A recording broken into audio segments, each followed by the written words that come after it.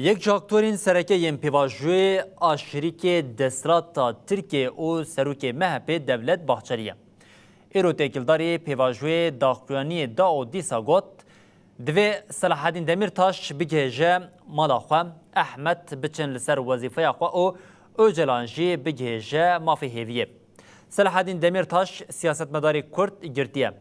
بناوی احمد بحث احمد ترکوم احمد özer dikem şaradar bun onha li cihê wan qewm hatiye bicehkirin ango qewman cihê wan dagir kirine.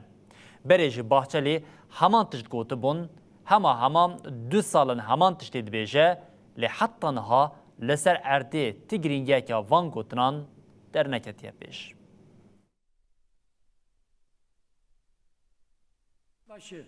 Buyursun terörün bittiğini, örgütünün tasfiye edileceğini tek taraflı ilan etsin.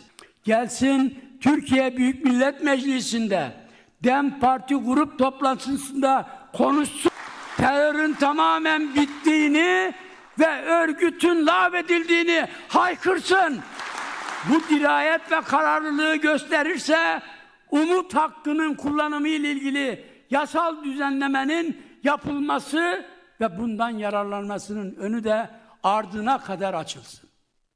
Anadolu huzura, Öcalan umuda, Ahmetler makama ve Demirtaş yuvasına dönünceye kadar kararımız net.